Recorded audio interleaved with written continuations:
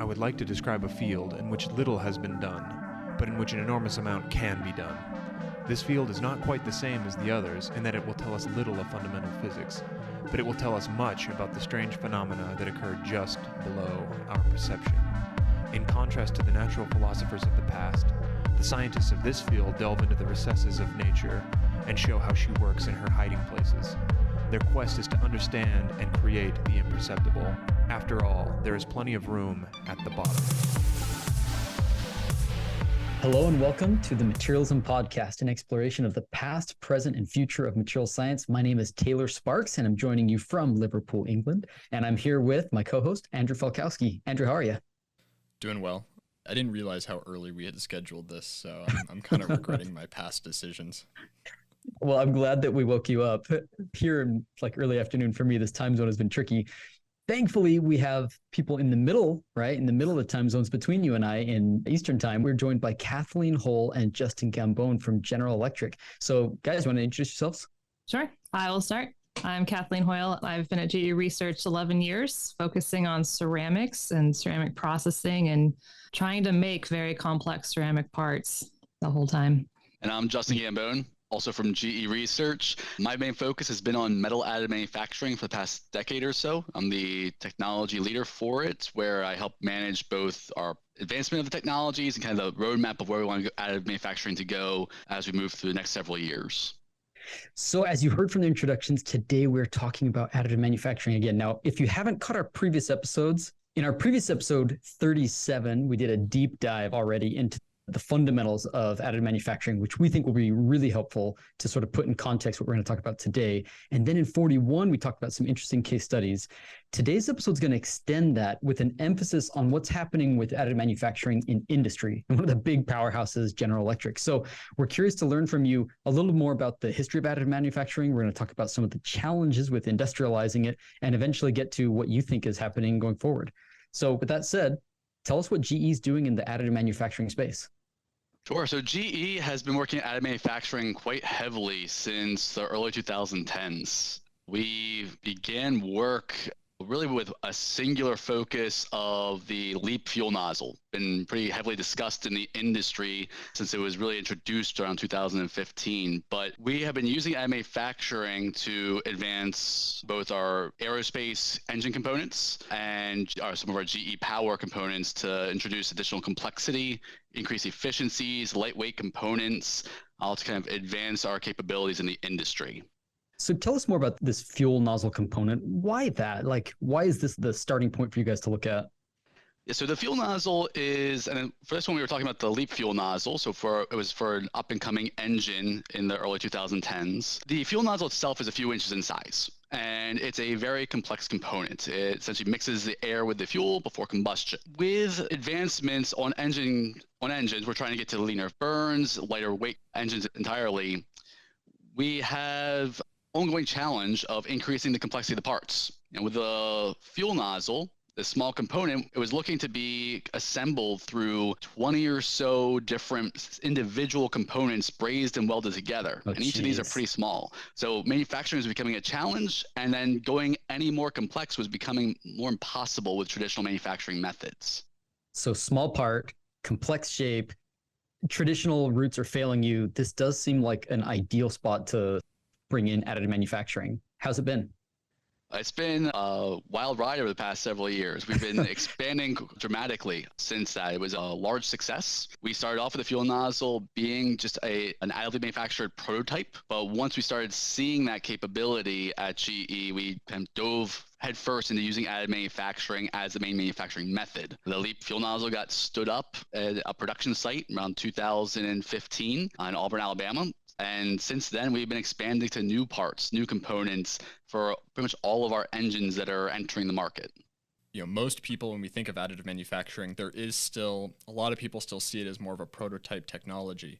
And what is it about maybe the actual additive manufacturing technology or the material science that is allowing it now to be used in production or in application? Yeah, so some of that is around just the maturation of the machines.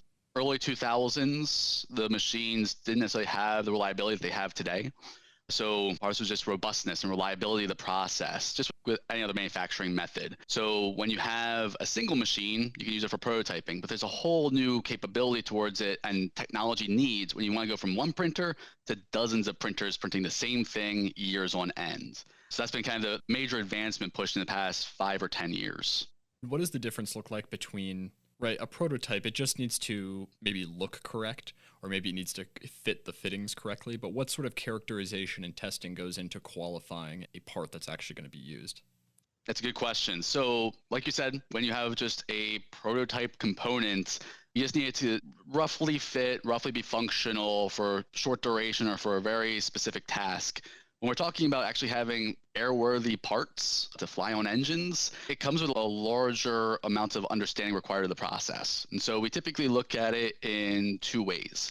You first need to have geometry conformance. You have to make sure that the part has the appropriate size in all the, at least in the important areas that you care about, to whatever you design towards. And parts do warp and change during the additive process. So there's some science and technology that has to go into ensuring that kind of fit. And then second is material quality. So you have to ensure that you have consistent material quality for whatever application you're doing. Maybe you care more about tensile properties. Maybe it's more about LCF. But you have to prove those types of capabilities for whatever application you're doing, and prove that when you scale it to multiple printers, you have it over longer durations of time for production, that you maintain that quality. That's got to be a pain in the butt. I've messed around with a lot of 3D printers before, and I feel like everyone, like, you have to learn how to whisper it to get it just working right. And there's so much like custom calibration. Now you're telling me that you're doing this across multiple parts, because of course you're not going to manufacture with one single printer. How much of a pain is that, or have you figured that out? A lot of our work over the past 10 years has been figuring that out, going from it being more of an art where you have to have an expert user just working with a single machine and, like you said, just knowing the ins and outs of that process and being able to eyeball a lot of things, to really getting a production scalable understanding of the process. And that's where the machine reliability comes in, and improving its capabilities, better process and procedures, more robust build parameters that let you get the material quality that you want, making sure it's reliable. And we did have to scale this because we've shipped over 100,000 fuel nozzles to date. So it's a massive amount of production occurring over the past several years across a large fleet of printers. So Kathleen, this has been metal so far. You work in ceramics. I remember when 3D printing first showed up, and I remember thinking like, yeah, they'll probably do some like here or there example of ceramics. There's no way this is actually going to be a technology we use. Has that changed? It has changed quite a bit. Ceramics are still behind metals and polymers by quite a bit. However, there's been a lot of growth, especially in the last 3 or 4 years. So one of the biggest issues that Justin already talked about is the machine maturation. So there wasn't a machine that you could even buy to print a ceramic part until, I don't know, about 12 years ago. So if you don't even have a machine, what are you supposed to do other than simple extrusion-based printers? And when you're talking about something where bill layers can be a big impact on your properties, they're appropriate where they're appropriate, but there's a lot of spaces where they're not. So early days, were you making your own devices, or what were you doing? No, we were not. So we essentially we waited for those machines to be available. We finally had a machine where we could go out and demonstrate what additive could do for ceramics and start to find customers that were interested in using additive for ceramics. What sort of machine is this? What I'm familiar with when it comes to 3D printing ceramics is binder jet. Is that what you were using, or was it something different? The modality I work on is vat polymerization.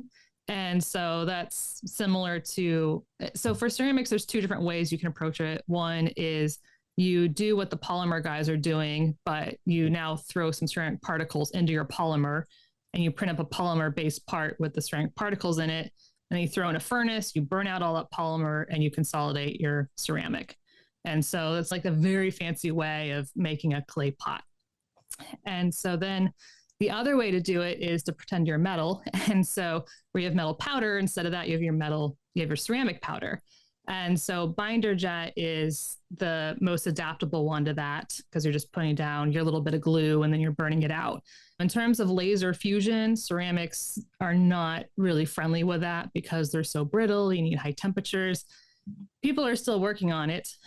but that's the slowest modality to see quality parts.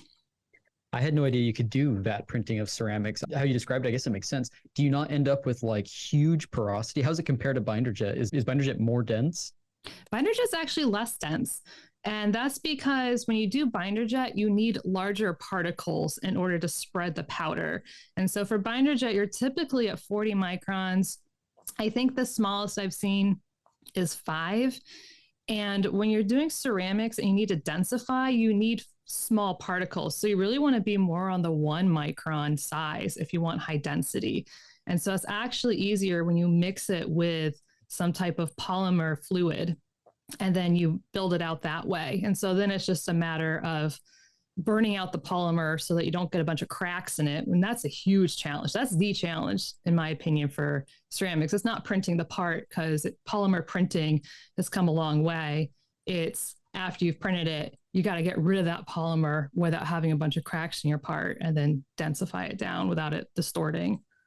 I have a million questions. So, I mean, I don't know how much you guys can say, but how do you prevent that cracking? Then are you doing things like, do you like hip it afterwards? Do you just accept that you're not going to get it like fully dense, just get it to not crack because you're always going to follow it up with like a hip step afterwards? Or what do you do?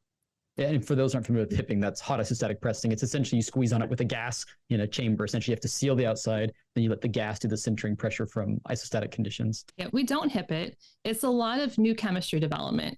So for ceramics, for traditional processing, you use simple polymers that burn out really well. And for certainly the vat polymerization, that's not the case. And so that's been a big part of the work that we've done the last few years, is understanding what polymer chemistries we can use and how to fire these in order to not have the cracks. And I can't go into the big details on that, but there are companies out there that have slurries that they sell you. So when you buy a machine, typically the company that sells the machine also has material to go with it. And a lot of it is these just very long, slow burnout cycles that just take a long time. So you remove the polymer as gently as possible in order to avoid all that cracking. But it's still a challenge. And yeah. Traditional ceramics approach, you just got to do it really carefully. Yeah, okay. Pretty much. Between both of these processes, there's lots of advantages and disadvantages, but I think there's a lot of myths surrounding why someone would use additive manufacturing as well, right? Like you're talking about ceramics, 3D printing ceramics being a slow process. Making ceramics traditionally is a slow process, but one of the purported advantages of additive manufacturing is that you can have much more complex parts and that it's easier to make those more complex parts. But is that actually true? No, I wish it was. So I like to say complexity is accessible. It's not free. It's accessible. You can get it, but it does cost something. Just, I guess one example was a project that I was working on with the Army Research Lab. We were 3D printing a little prototype, a ceramic cooler. So a little fluid would go through this box that was centimeter by centimeter, 2 inches long. Sorry to mix my units. That's just how my brain works sometimes. And it had this internal helix. So the fluid would swirl as it goes through it. And so it was a box with a tube inside of it. And you would think, and that is a little difficult to extrude. It was a little asymmetric too. So it would have been difficult to extrude, and you certainly couldn't do the helix inside. And so looking at it, I was like, oh yeah, no big deal. We can print that. No problem. And we printed it, but when we fired it, we got these cracks, and they're all in the build layers. Build layers love to crack. And ended up said, well, if we didn't have a square, if it was like a symmetric tube, then it didn't crack at all. And it wasn't that much more complexity, but it made a huge difference in just being able to process this part successfully. How much of those sort of innovations do you feel like are trial and error, like who would have thought sort of moments, as opposed to like, oh, we had a really clear hypothesis why this would be a change in parameter that would lead to optimization? Because I feel like there's still like a lot of just like, we just tried it because it was a parameter we could try. I don't know. There's some of that. I think as you do it, you get some intuition for what parameters make sense. I know in the early days, we were messing around with cure time a lot, and it has an impact, but not as much as you want it to.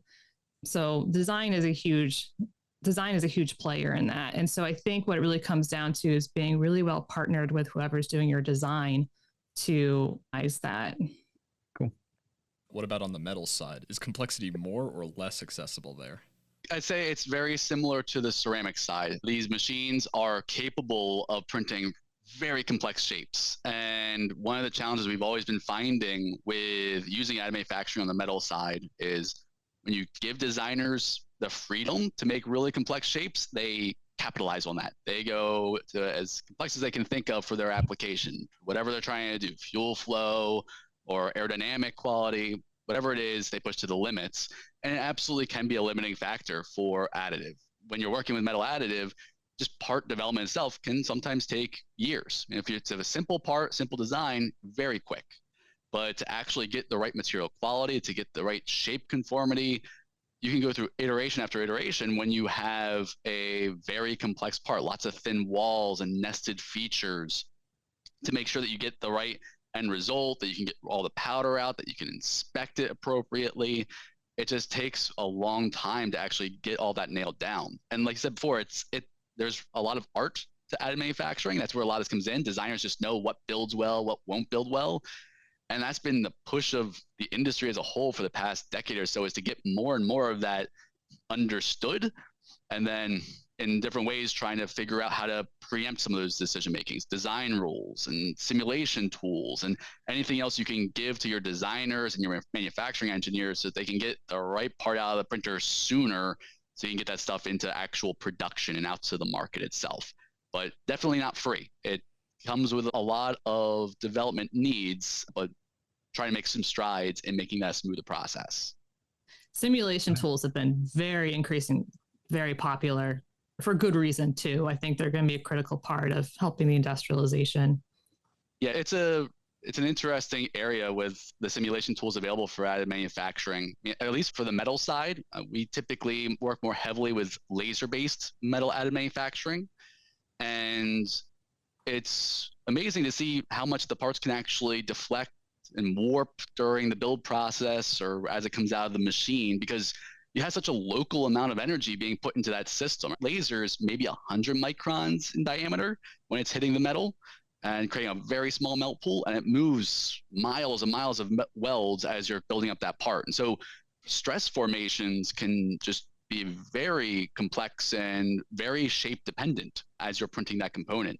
And so we've had to not just figure out how to simulate that the stress generation in that part, but then also figure out how to pre-distort the part so that it warps into its correct shape.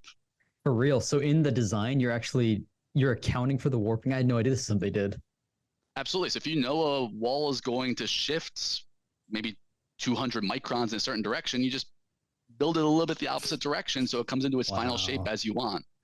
Wow. That's wild. Yeah, I've seen some of the simulation on these. Like, for example, a guy at Utah, he was doing he could actually look at where the laser would hit it. He could actually simulate the cross section, like where the melt pool is, where the volatilization is, all the heat flow, like this incredibly complicated process, all as a function of laser energy and the raster rate and the underlying materials. Like, it is wild how powerful that is. I could see why that would be a useful tool for you guys in the design process. But yeah, that's cool that you can actually take it and then infer what the design part should be, accounting for distortions. That's new to me.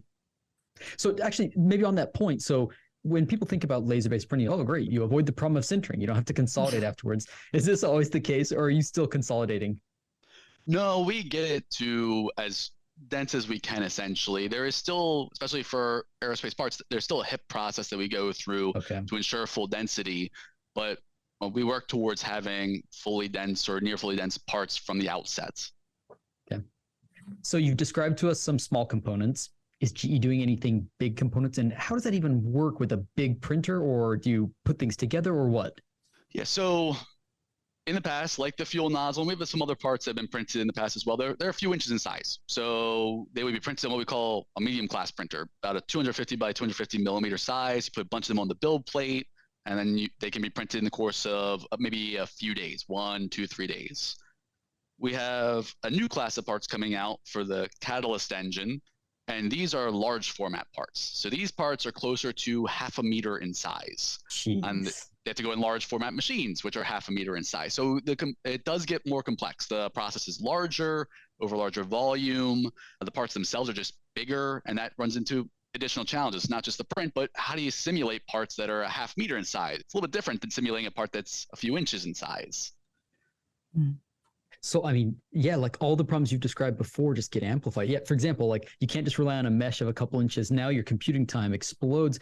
So how do you extrapolate maybe small scale simulations to large parts? It's like a whole nother length scale, which means it's a whole nother model on top of your previous model. Same thing with like distortions, right? If something happens at a small scale, what happens now at a larger scale? Is it going to be continuous? Will it scale evenly with volume, or is there some going to be non-anticipated scaling relation there? We've had to work on scaling for modeling almost from the outset. You brought up a really interesting type of simulation where it's a laser powder interaction model. You can understand the melt pool physics in relation to how the energy is being delivered by the laser, gas flow, powder flow, really complex simulation. We have an internally developed capability along those same lines, along with several national labs have them out in the market too. And that provides really detailed physics of the process. It also takes a really long time to run those simulations. One laser strike, maybe a few millimeters long, you're looking at least an hour, maybe a day to run that type of simulation. So at most, you typically look at just running a few millimeters of that type of simulation over the course of days or weeks. So from the outset, we had to figure out ways to do things faster, even just for the small parts. We had to look at simplifying the models. How do we work on doing things for more of a layer-based approach, generalizing the energy inputs and letting us understand that interaction to the complex geometry. Even then, it was difficult to get the simulations up and running because it still took a while. When we first started getting simulations up and running the first time, it would take us potentially days to run simulations, even on the small parts. And it's hard to get somebody to run a simulation when they can print the part in almost the same amount of time. So our focus for the past, 8 years has been just making the simulations more accurate and faster. And so now we do have the capability. We're taking that same type of idea of layer-based understanding of the process. So some generalization to it. We're able to run it far faster so they can be run well under the normal build time of a part. And that's been important when we go up to these large format parts, because these 0.5 meter size parts can sometimes take weeks to build for some of them. So anywhere from 7 days, I've seen 28-day prints. I've seen for some extra large components, 90-day prints. Wow. So these can be, sometimes these very large parts can take a very long time to print. So it's important we don't have 90-day simulations. We want to get the simulations to be a fraction of that. So we can iterate, we can learn from the simulation. Where do you want to put supports to help hold it down better? Where's it going to deflect more or less? Figure out those problems before you start committing to these multi-week prints. Kathleen, how's the simulation software in the ceramic space? Is it there? Is it like way behind? It's not there. Yeah. And I think that's just because the whole ceramics in general is behind. Metal Additive had a little bit of a leg up on this one as well, because when we started seeing these deformation issues on parts, I think like back in 2012, at least I was involved in some projects back then when we were first starting to see it occur. And when we started showing this to like the simulation groups at the research center, so the research center has different groups working in different technology areas all across GE. We started getting this across to other people. The first reaction was, we have some casting and welding simulation tools. Let's grab those and we can just start tweaking them for laser-based additive. Now, a lot of extra development went into it, but we had some groundwork already laid. There's already a lot of technology that was developed that we could just pull into additive and then fine tune it and develop it further for this specific application. So we had something already going even from the very outset. That's awesome. On these larger parts, another one of the sort of advantages, or at least perceived advantages, of additive manufacturing is that you can use less material. And ostensibly, with being able to simulate a lot of parts and identify errors ahead of time, you can potentially reduce that further. But how does that actually shake out in practice? Do you end up using less material, or do you often have to use maybe more or about the same amount as conventional casting methods? Yeah, and you certainly can use less material with additive manufacturing. That's something we've been striving towards understanding long term.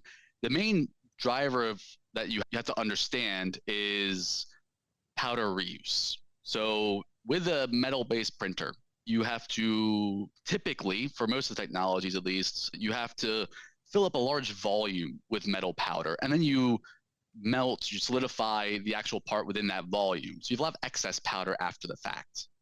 Typically with additive, you don't really print big bulky parts either. Like additive lends itself towards having thinner walls and lighter weight components by nature of having this capability for designers. And so you might only end up solidifying a small fraction of the powder actually used, 5%, 10%, 15% of the total powder. We have been working towards understanding what happens to that powder after the additive process. And so at the very early days of additive manufacturing, you would have to take just all that powder that was used and potentially either set it aside or scrap it, so you always use brand new powder for your next build. And at that point, when you're looking at just using one-use powder, it creates a lot of waste. So a large push over the past several years, and as we scale up our production capability, has been towards understanding powder reuse. How does the powder behave after multiple prints of it being reused? You take the powder out, you sieve it to get rid of any type of large conglomerates in there, and you reuse the powder. And to understand that, you have to understand how the build process will occur with slightly aged powder. And we've had to go through and validate the material quality really around that type of behavior. How does it change with powder size distribution? How does the chemistry change in the powder, or if it does? And that's been something that is looked at for every alloy you introduce for the manufacturing. I would imagine you're getting things like oxidation. Obviously, these metals volatilize, and so there's this sublimation, and then you're changing the maybe chemistry iteratively. So what have you learned? Is it possible you can reuse these things? It just requires, I guess it would depend on the alloy, how many times and what's happening to it specifically, but in general, it can be done pretty easily. Yeah, so it can be done. And you're right that it is an alloy by alloy case. You have to look at one for every material that you're really scaling up. But part of this is just better machine control and capabilities. So having inert environments when you're processing to reduce the amount of oxidation of your powder, and then also improving some of your processing parameters. So you introduce less conglomerates into the excess powder. So you don't have as many of the spatter particles occurring in the powder, and having a methodology to sieve them out. But really, it just goes down to the validation of the capability and also understanding how many reuses are actually allowable. So can you get away with 2 times reuse? Can you get away with 100 times reuse? Where do you start finding a detriment to the quality that you have to kind of pull that powder out of circulation? Is it the same with ceramics, Kathleen? Can you just wash the glue off? Is there like a powder processing step that you can do to get it back to pristine, or is that not possible? Well, for ceramics, so in terms of a binder jet type modality, I think it would be pretty comparable in a sense that you have to watch your particle size distribution shifts. That would be the biggest thing. You generally don't have to worry so much about oxidation in that case. Yeah. For the vat polymerization, where you have a slurry, you have your polymer resin mixed with your ceramic particles, then now you have some different challenges such that ceramics don't like to stay in a nice suspension all the time. They tend to settle out. And so the question is, well, I finished this print yesterday. Is the slurry still good in my printer, or did it settle out and now I need to throw it away? And then even if you can recover it, let's say it looked okay, you recover it, there's still questions about it's light sensitive. And so your curing will change over time just because you have different stabilizers and such in there that evolve over time, react with oxygen. And so that long-term use of it also comes into question of, I've had some slurries that I bought and from the vendor, and they just sat around the lab for a few months. We said, hey, we want to use this now. It was gelled. I could not use it. And then they're like, oh, you should put it in the fridge. Oh, okay. Whoops, which goes a long way. So, just storage and such. But yeah, in terms of reuse, it's all about, do you have the same material that you started with, or did it shift just through all the processing?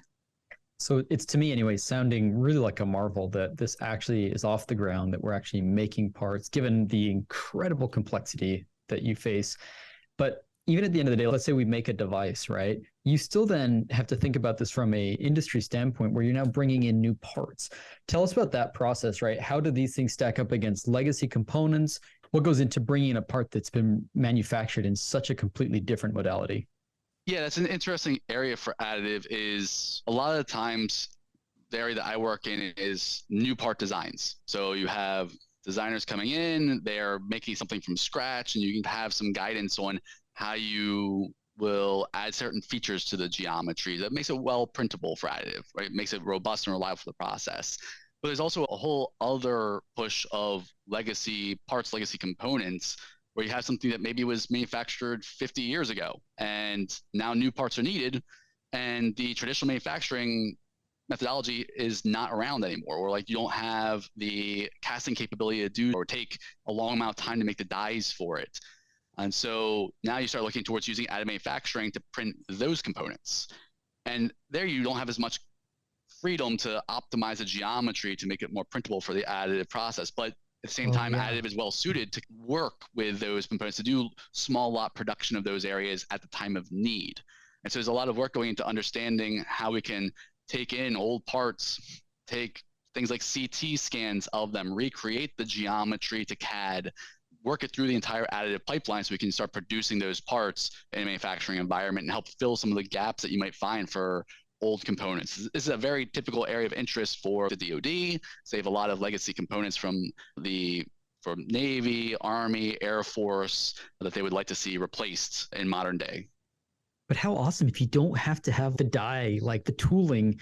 If your tooling is flexible, that's the whole advantage of additive, right? If something does break 30 years later, as long as you still know how to make this thing, which I think we can figure out, then you don't have to have the custom tooling to go with it. I didn't think about that, but that is a huge advantage.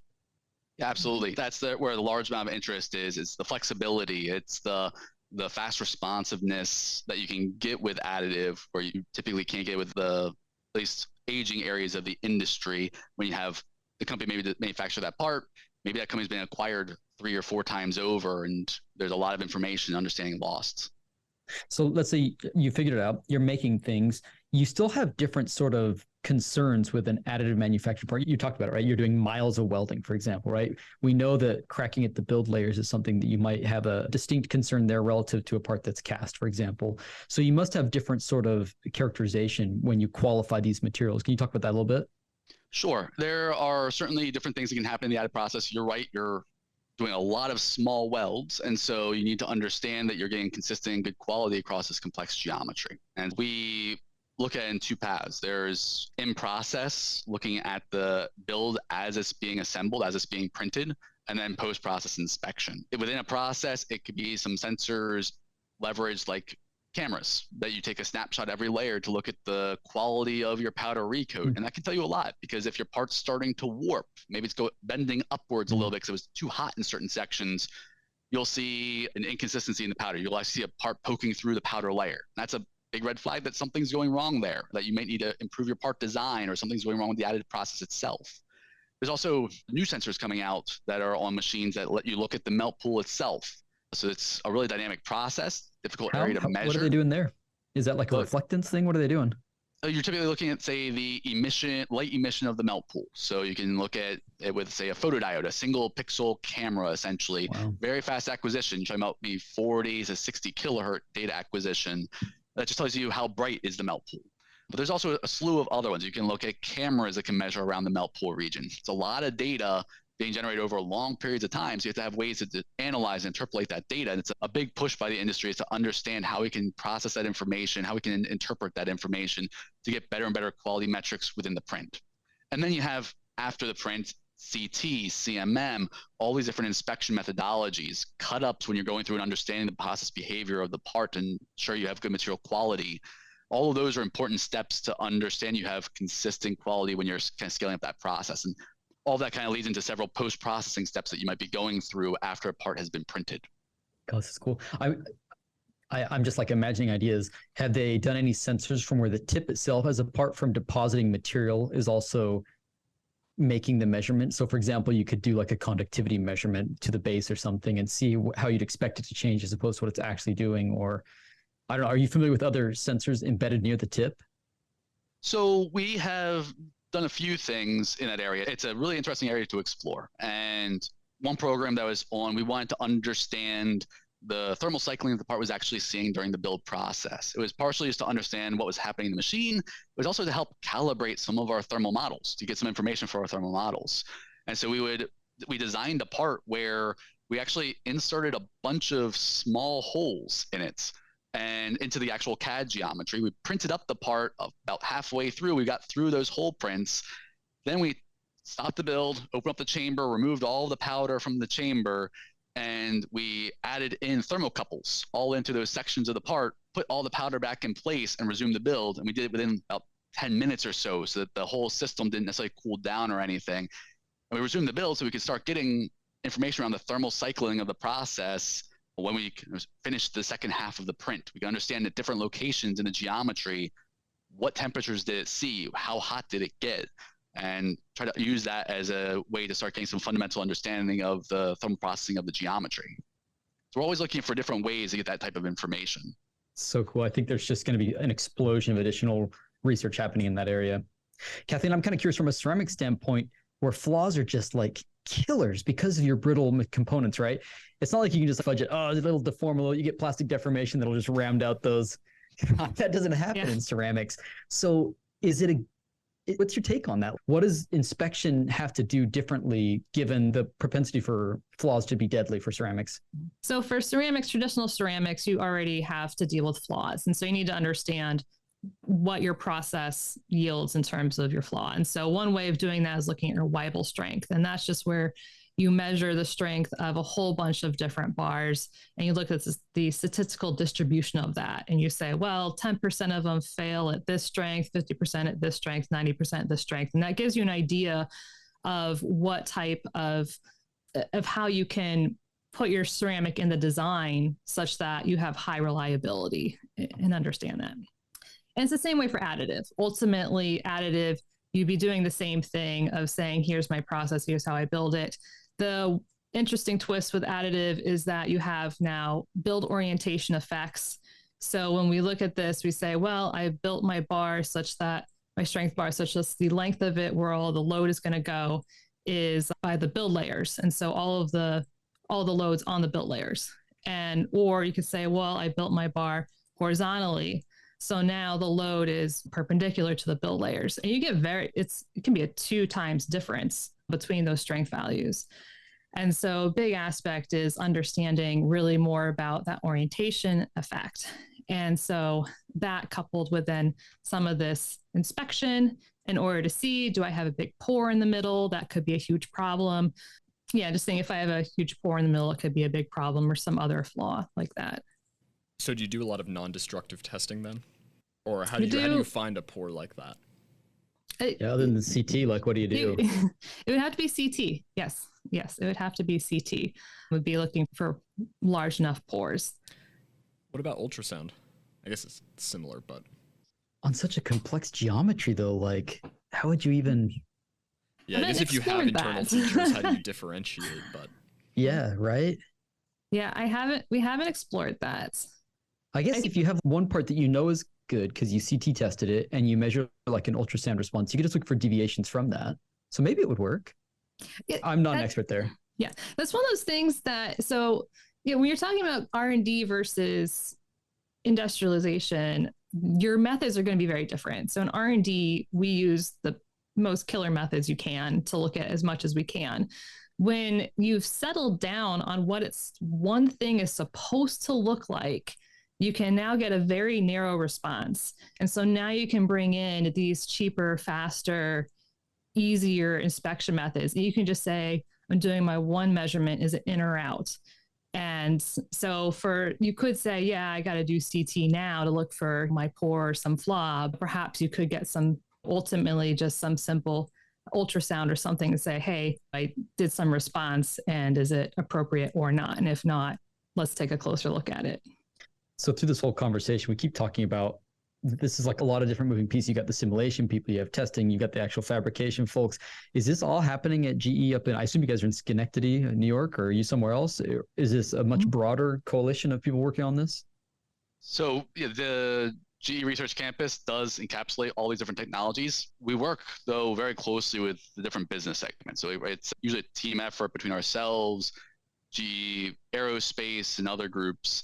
But we do have, when we pull together essentially a project to either work on part development or work on type of new machine modality, those projects tend to be pulling on designers, material experts, software experts, control experts, simulation experts, kind of all coming together to figure out some of these challenges, develop new tools, develop new processes.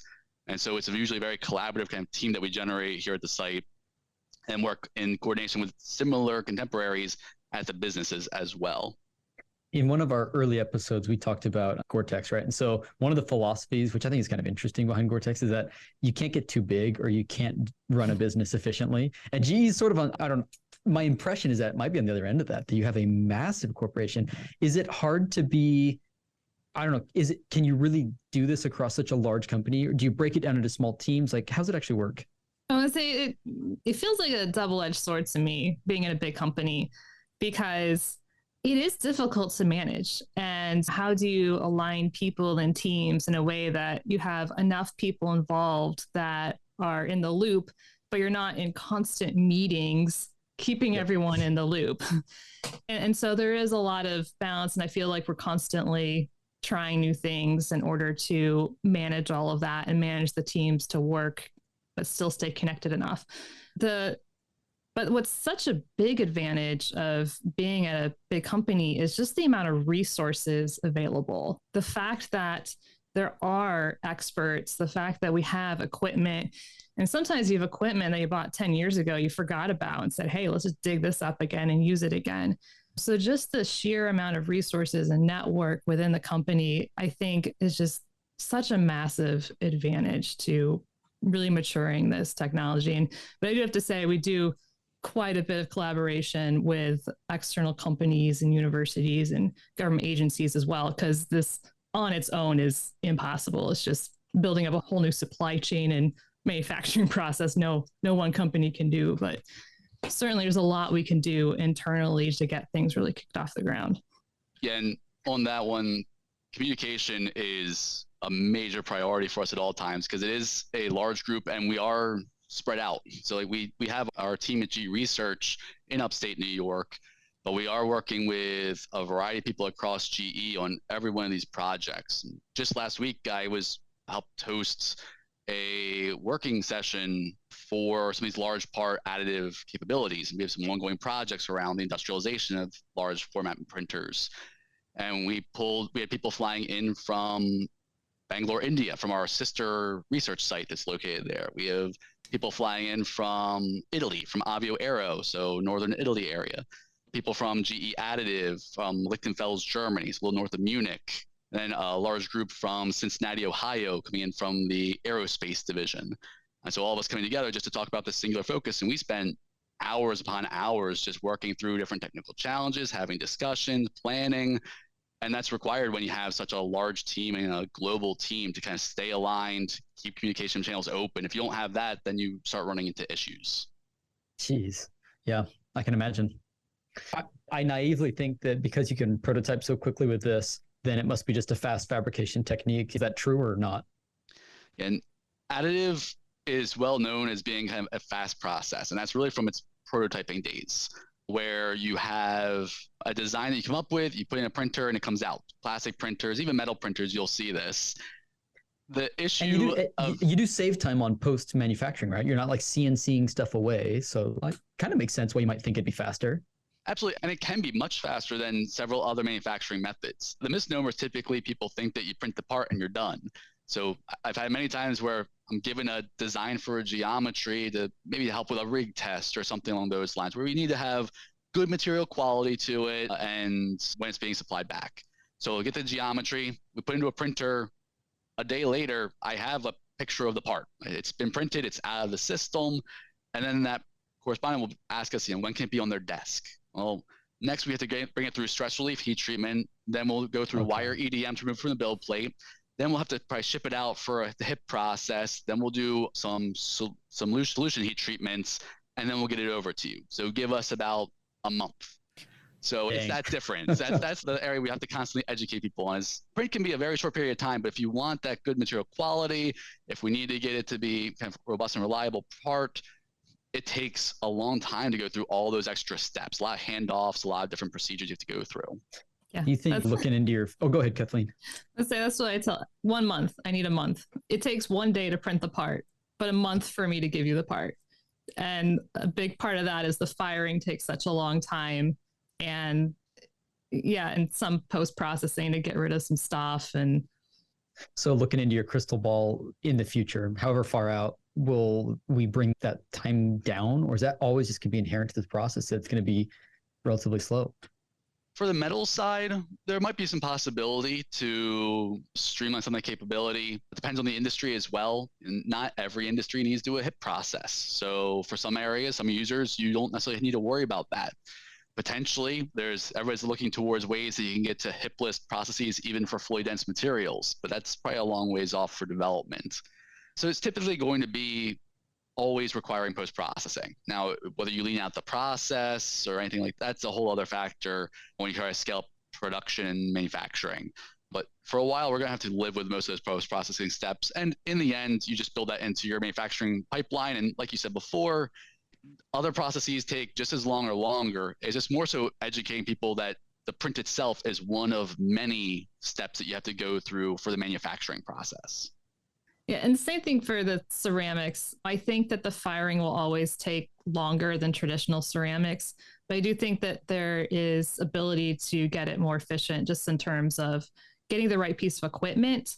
Ceramics is traditionally batch processing, and so it's all about throughput. And so just being able to have the right equipment to maximize your throughput. Okay, so the other big thing is automating, because sometimes it's not really about how long it takes, it's how much labor it takes to do it.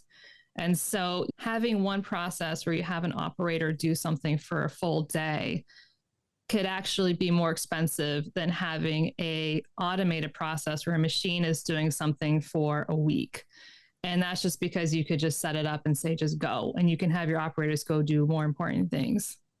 Yeah, that makes a lot of sense given the number of processes that you have and a lot of the just checking that you have to do, right? If you're going to do all these checks on dimensionality, automation makes a lot of sense there, because for a single person to go and take all these measurements, even with a tool, even with a digital tool, it's very time consuming.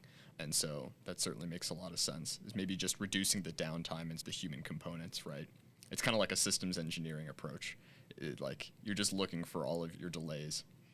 So what else do you see in terms of advancements in this field? So maybe it's not the speed at which these are produced, but maybe it concerns the quality or the consistency, or maybe there's new opportunities and new options for complexity that are introduced. Absolutely. So typically our standpoint is we try to maintain extremely high quality for the additive process and just find new ways to accelerate the process, to go faster, or to add some new feature capability. So a larger push in recent years has been heat exchangers for metal-based additive manufacturing.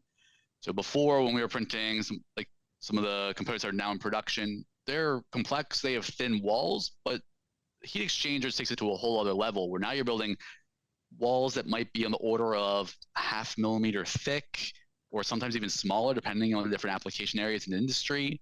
And these are just very complex thin walls as well, lattice structures and the like, where now you're dealing with something where you're only getting maybe a few laser strikes to actually generate that wall thickness. So how do you get good quality in that area and consistency in the thickness, and then kind of getting the final shape that you want, while also driving new complexities in simulation? Now you have these very tiny features, just the voxel size of simulations grow. So definitely a new challenging area that we're really pushing into is going to these really fine feature type of print capabilities.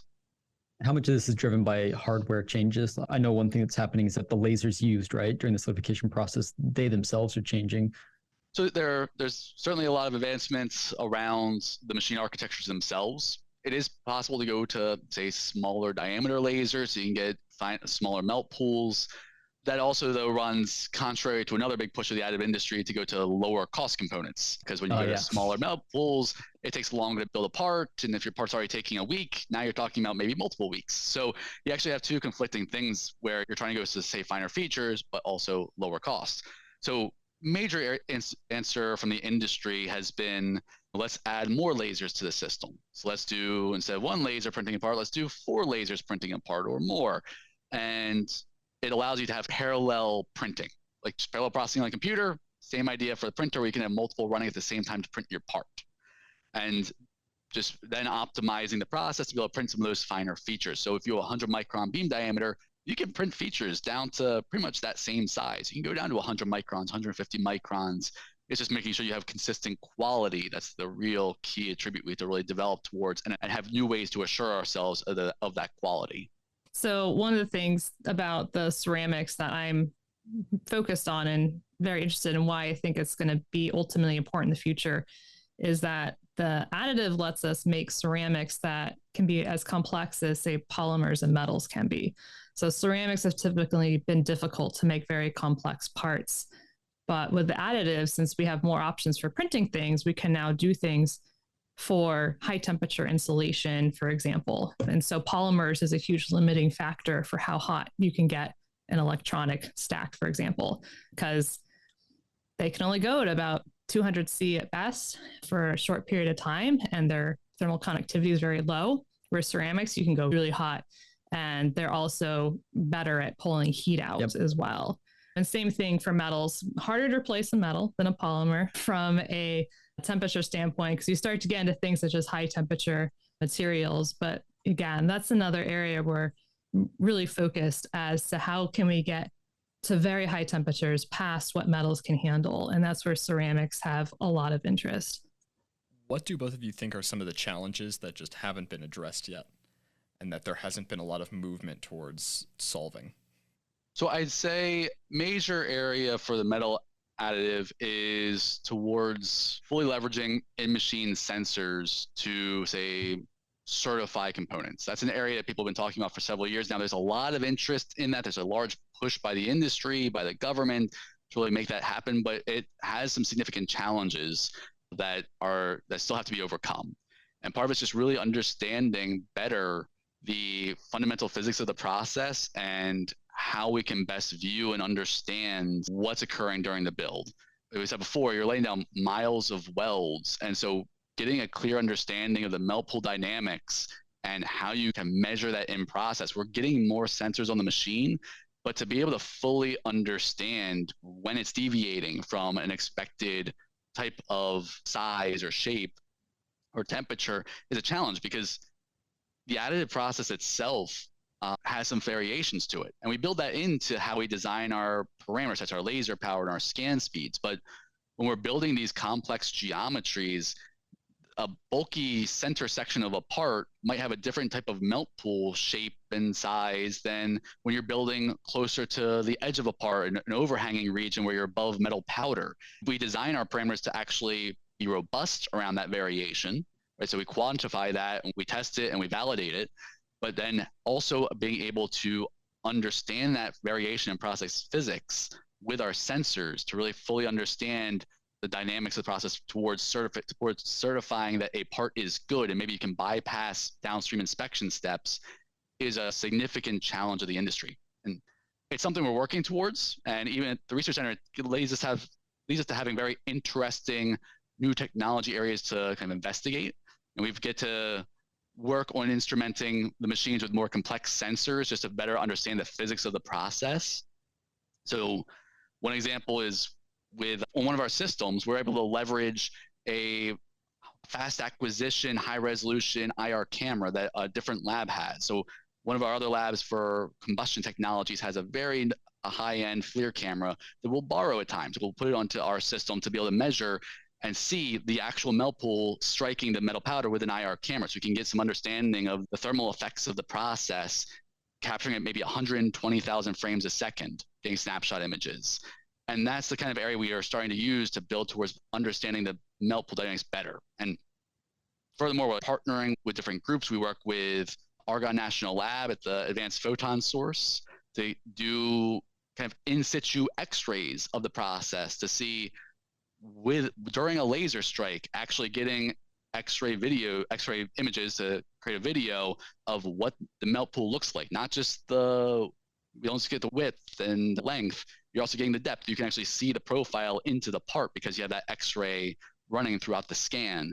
And it's like getting all of that fundamental understanding is still critical to continue improving our sensors to help us better understand the process and certify good parts using that data. This was a fantastic conversation. We thank you guys so much for joining us. General Electric continues to amaze me at the breadth of things they do, at the depth, at how willing they are to interface with folks like us. So bringing the community into understanding how this emerging technology is actually being commercialized is so cool. That we love that you do it. Thanks for joining us. In addition to GE, the Materialism podcast is also sponsored by Materials Today. You can visit materialstoday.com to stay up to date on the latest happenings in the material science field and read some of the fantastic articles that they've published. You can also head over to elsevier.com to find out more about their journals, books, conferences, and related programs. As always, thank you for listening to this episode of the Materialism podcast. If you have questions or feedback, please send us emails at materialism.podcast@gmail.com. Make sure you subscribe to the show on iTunes, Spotify, Google Podcasts, or wherever you find your podcasts. And if you like the show and want to help us reach more people, consider leaving a review. It helps us improve and it exposes the show to new people. Finally, check out our Instagram page at materialism.podcast and connect with us to tell us what new material you'd like to hear about next. We'd also like to give a shout out to Alphabot and Kolobyte for making the music for the podcast. They both make a ton of really cool synthwave music, and you can go check them out on Spotify and YouTube. Catch you next time.